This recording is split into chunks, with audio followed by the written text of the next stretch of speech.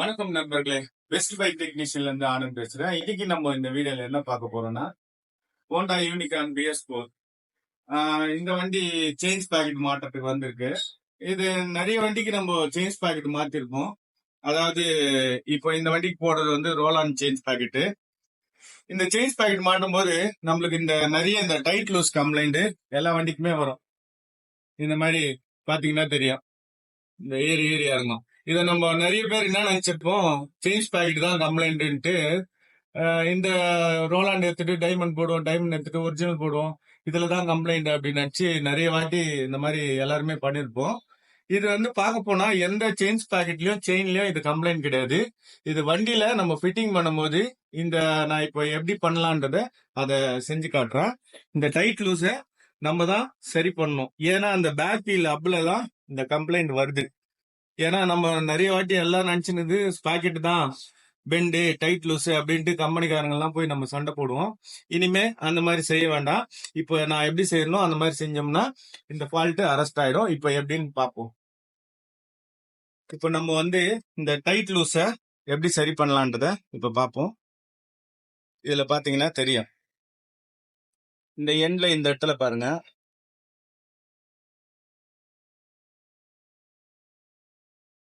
நல்லா ஏறி ஏறி இறங்குதுல. இதை வந்து நம்ம சரி பண்ண போறோம். இது நேர்ல பார்த்தா நல்லா தெரியும், போன்ல இந்த அளவுக்கு லைட்டா தான் தெரியுது. ஆனா நேர்ல பார்க்கும்போது உங்களுக்கு நிறைய இந்த டைட் லூஸ் தெரியும். இது சரி பண்ணலாம். நம்ம வந்து இந்த பாக்கெட் நெட்டை 4 நெட்டை பண்ணிக்குவோம்.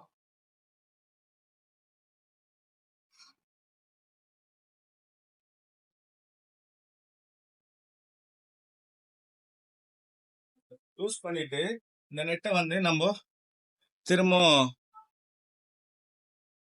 ஸ்பேனர்ல வந்து நம்ம மீடியமா டைட் பண்ணிக்கணும்.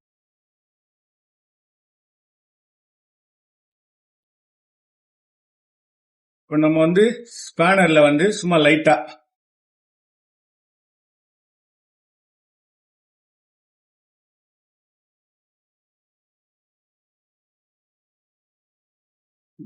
அப்படியே டைட் பண்ணிக்கும். ரொம்ப ஃபுல் டைட் பண்ணோம்னா அப்படி லைட்டா லூஸ் இருக்கும்.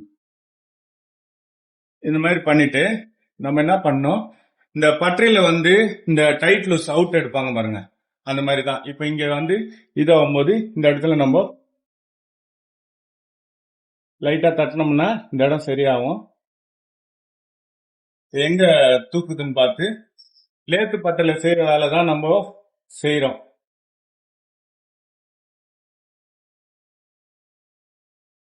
லேத்துல வந்து அவுட் எடுக்கிற மாதிரி இந்த ஸ்பாக்கெட்டை லூஸ் பண்ணிட்டு கொஞ்சம் கொஞ்சம் நம்ம அந்த அவுட்டை வந்து தட்டி எடுக்கணும். வேற வழி கிடையாது இதுக்கு. ஏன்னா புது ஸ்பாக்கெட் மாட்டி டைட் லூஸ் வருதுன்னா கஸ்டமர் கிட்ட வந்து ஒரு நல்ல பேர் இருக்காது. அப்புறம் என்னங்க இவ்வளவு செலவு பண்ணோம், திரும்பி அப்படியே தான் இருக்கு அப்படின்னு சொல்லுவாங்க. இந்த டைட் லூஸ் இந்த முறையில தான் நம்ம இனிமே எடுக்கணும். மெக்கானிக் சகோதரருக்காக தான் இந்த வீடியோ.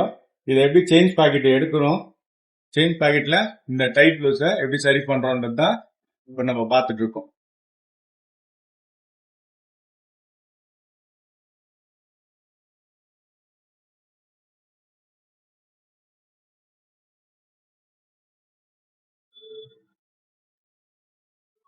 இப்ப பாருங்க, இந்த இடத்துல இப்போ டைட் லூஸ் உங்களுக்கு ஃபுல்லாவே கிளியர் ஆயிருக்கும்.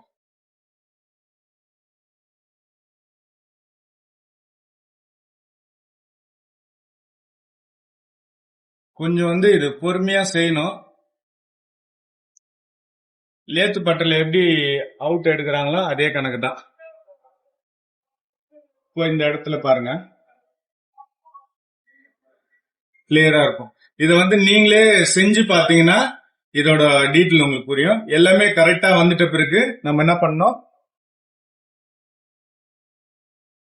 இன்னும் கொஞ்சம் இருக்கு. தட்டும் போது நம்ம இந்த மாதிரி பிளாஸ்டிக் சுத்தில இந்த இடத்துல இப்படி தட்டிக்கணும். வேற மெட்டல் சுத்தி எல்லாம் எதுவும் யூஸ் பண்ணணும். கட்டை சுத்தி யூஸ் பண்ணலாம், இல்ல பிளாஸ்டிக் சுத்தில யூஸ் பண்ணி இது சரி பண்ணிக்கலாம்.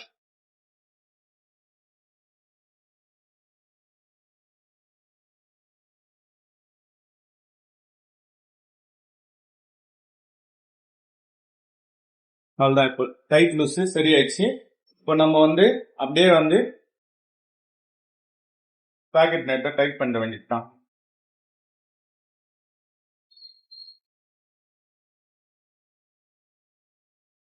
இந்த நெட் வந்து நம்ம அந்த அட்ஜஸ்ட் பண்ணோம்னா லைட் டைட் தான் இருக்கணும். தட்டினா மூவ் ஆகிற அளவுக்கு நம்ம ரெடி பண்ணிக்கணும்.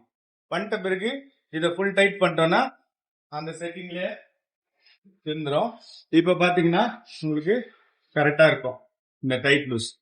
மற்றபடி நம்ம சேஞ்ச் பேக்கெட் சரியில்லை அப்படின்னு சொல்லி ஸ்பேர் பார்ட்ஸ் கடையிலையோ இல்லை கம்பெனிக்கோ இதை நம்ம கம்ப்ளைண்ட் பண்ண வேணாம். இந்த முறையில் செஞ்சுட்டு அதுக்கப்புறம் சரியா வரலன்னா அதுக்கப்புறம் அந்த பேக்கெட்டை கைட்டு கொடுக்கலாம். இதுதான் நண்பர்களே, நம்ம எல்லா வண்டிக்குமே சேஞ்ச் பேக்கெட் மாத்தினா இந்த முறையில நம்ம செக் பண்ணிட்டு அதுக்கப்புறம் மீதி பார்க்கணும். இந்த மாதிரி நம்ம செஞ்சோம்னா வண்டியும் பக்காவா இருக்கும், வேலையும் சரியா இருக்கும். இதுல ஏதாவது உங்களுக்கு சந்தேகம் தான் கமெண்ட் செக்ஷன்ல கமெண்ட் பண்ணுங்க. எனக்கு தெரிஞ்சதை நானும் உங்களுக்கு சொல்றேன். நன்றி நண்பர்களே. மீண்டும் அடுத்த வீடியோவில் சந்திக்கும் வரை உங்கள் நண்பன் ஆனந்த்.